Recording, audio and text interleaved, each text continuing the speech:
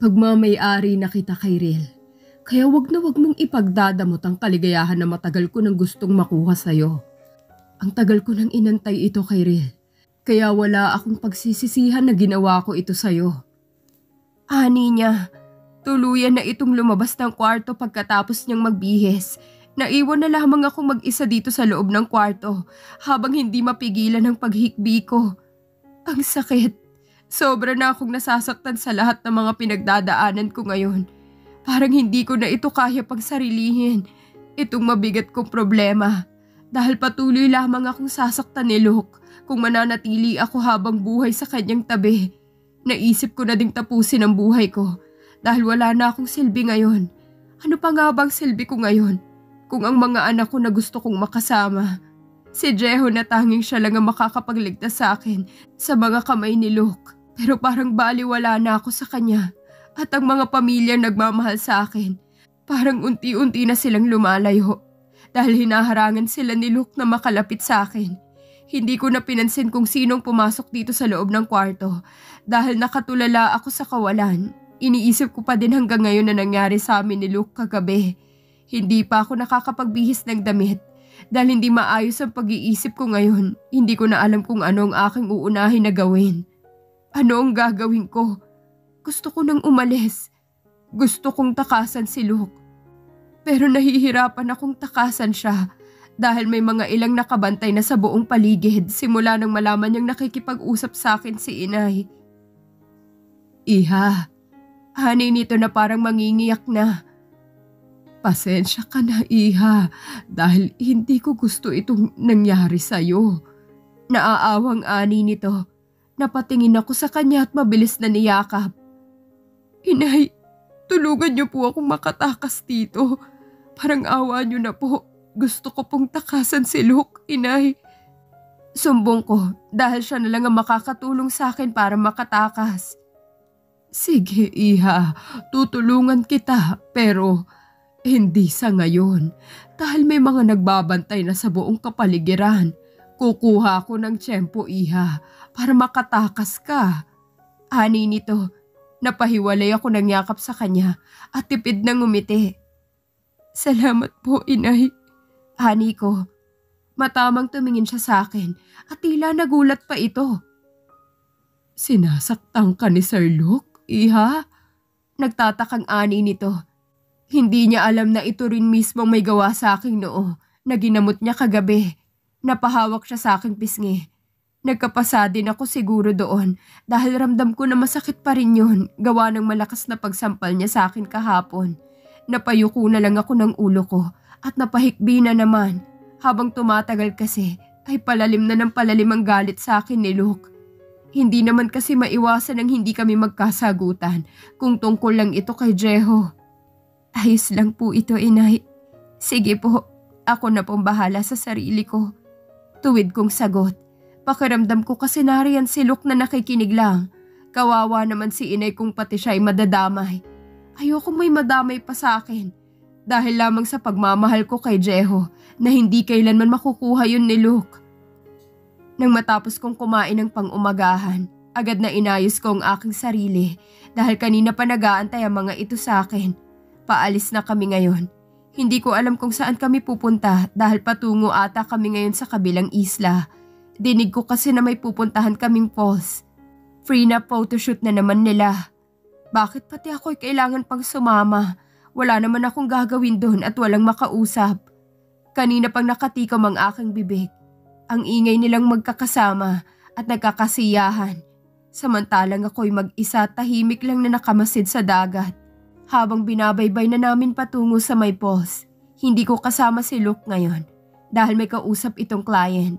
Susunod din ito maya-maya na sana'y wag na lang siyang magpunta. Hey, Kairil! Tawag ni Dea sa akin. Nilingon ko siya nang tawagin niya ako sa pangalan ko. Bakit hindi ka makijoin sa amin doon? Pag-aaya niya. Okay ka lang ba? Tanong niya.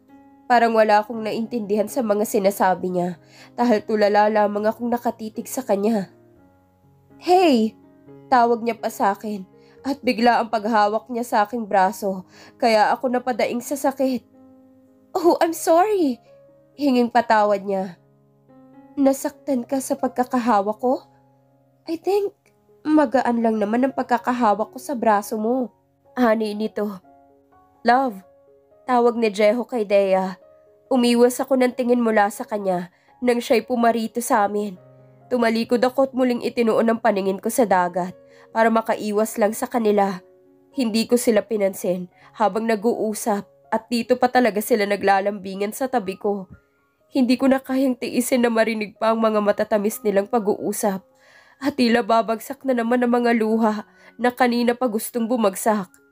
Kaya iniwan ko na lang sila at tinunto ng loob ng yate. Hindi ko kailangan ng makakausap ngayon kung sila lang ding dalawa ang kakausap sa akin. Dinala na lang ako ng aking mga paa sa isang silid.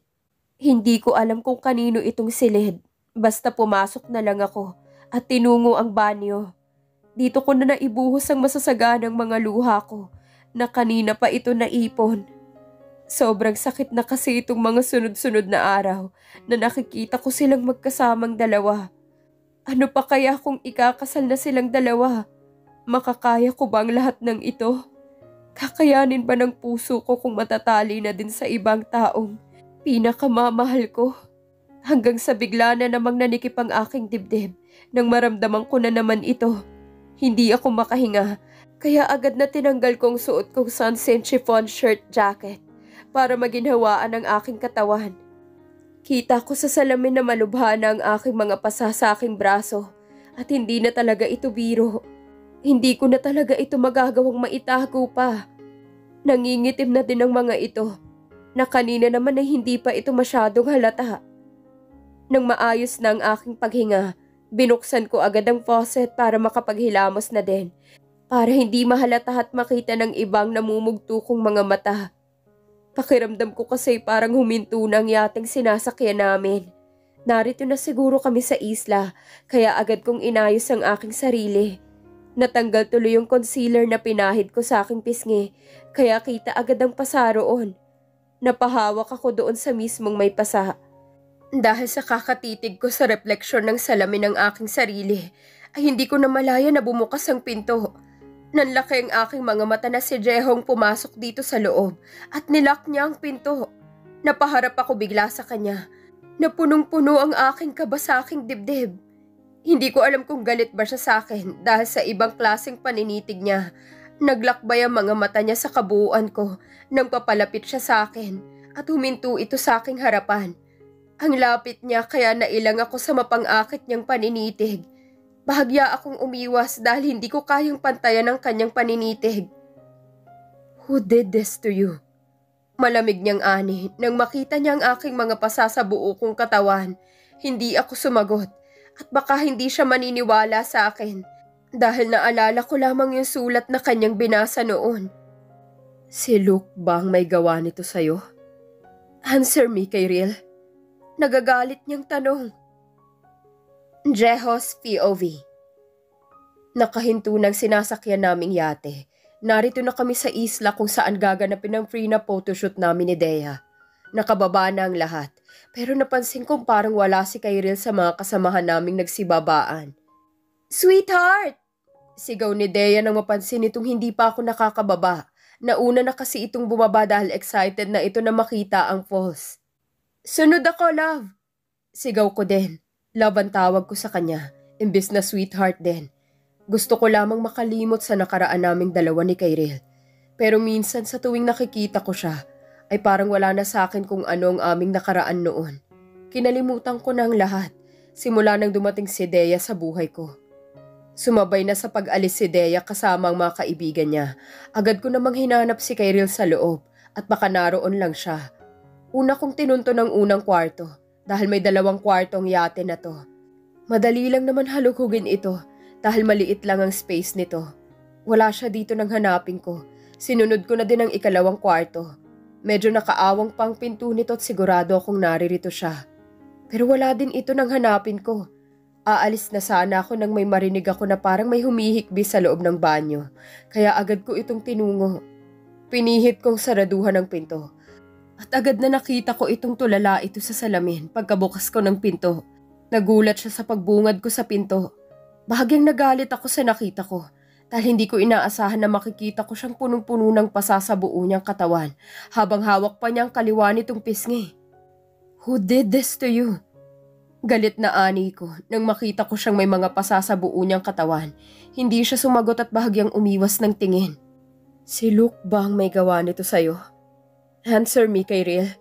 Nagagalit kong tanong sa kanya. Nagulat pa ito nang bahagyang tumingin ito sa akin dahil medyo napalakas ata ang pagkakasabi ko.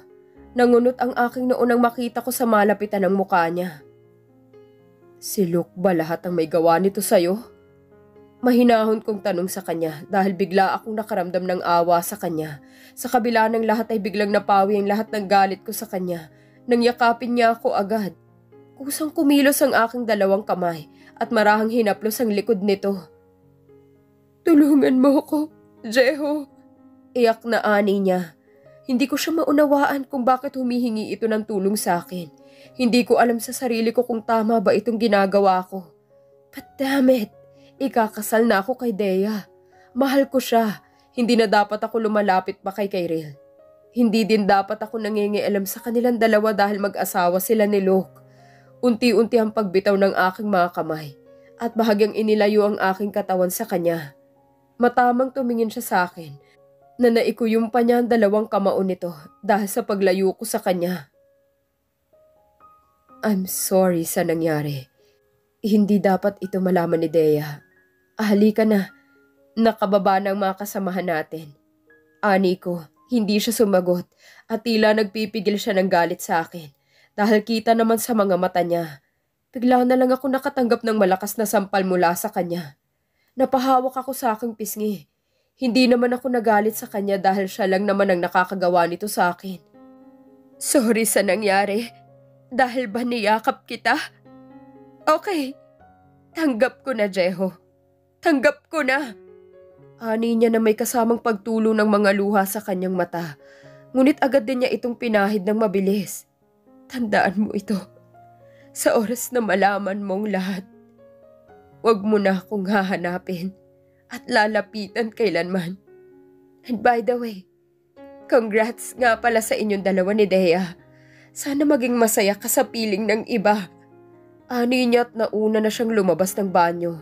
Naiwan na lamang akong mag-isa dito sa loob na nakatulala dahil ang tagal pumasok sa utak ko kung bakit ganun na lamang ito magalit sa akin. Ang tanga ko, bakit hindi ko na muna inalam kung ano ang bagay na hinihingi niyang tulong sa akin? Damn it. Agad akong lumabas ng banyo para habulin at hanapin siya. Pero wala na ito dito sa loob. At baka nakababa na ito ng yate. At baka hinahanap na nito ang mga kasamahan. Tanging si Dea lang ang nakita ko dito. "Asan si Kyril, sweetheart?" Tanong niya na magkasalubungan kami. "I don't know. Hinahanap ko din siya." Sagot ko. "Hindi dapat siya makatakas. Magagalit si Luke sa akin." Natatakot niyang ani.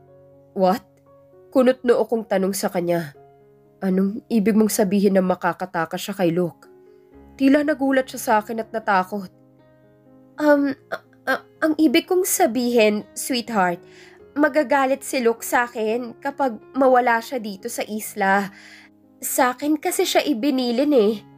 Sagot niya at bahagyang niyakap niya ako. Naglalambing na naman ito sa akin pero hindi ko talaga maalis sa sarili ko ang kaba nang maalala kong mga sinabi sa akin kanina ni Kyril. Inaya ko na siyang lumabas ng yate para matapos ng prenup photoshoot namin. Habang patungo kami sa falls ay hinanap ng aking mga mata si Kyril. Pero wala siya nang igala kong paningin sa buong paligid. Palihim akong nagtanong sa mga kasamahan namin kung nakita ba nila ito pero nariyan lang daw siya sa tabi-tabi nang ako'y magtanong. Naging abala ang lahat sa paghahanda para matapos na agad ito. Tila uulan pa yata ngayon. Kaya binilisan na naming kumilos para matapos na itong photoshoot namin. Pero nababahala ako nang maramdaman kong pagkaba sa aking dibdib dahil hindi ko pa siya nakikita hanggang sa natapos na ang photoshoot namin. Patungo na kami ngayon sa yate para makauwi na agad. Maaabutan pa kami ng malakas na ulan at baka hindi na makarating sa resort. Pagkaakyat namin lahat sa yate ay narito lang pala siya sa gilid nang hanapin ko ito sa loob. Buong akala ko'y nawala na ito. Bigla na naman akong nakaramdam ng awa sa kanya. Pero may side sa akin na pumipigil. Naguguluhan tuloy ako sa aking sarili kung bakit ganito ang aking nararamdaman sa kanya. Hinayaan ko na muna siyang mapag-isa at tinungo si Dea na tila napagod ito sa photoshoot ng lapitan ko ito. Halata sa kanyang itsura dahil nagpapahinga na ito. Kaya hinayaan ko na lang din itong magpahinga na muna. Gusto ko sanang lapitan si Kyrell para kausapin. Gusto kong kausapin siya. Pero pinangungunahan tuloy ako ng hiya sa aking sarili. Nagiging duwag ba ako sa kanya? Kaya ganito na lang ako na parang wala nang pakialam sa kanya. Pero itong gusto niya dahil si Luke ang pinili niya. Hindi niya deserve na sumaya kung akong pipiliin niya.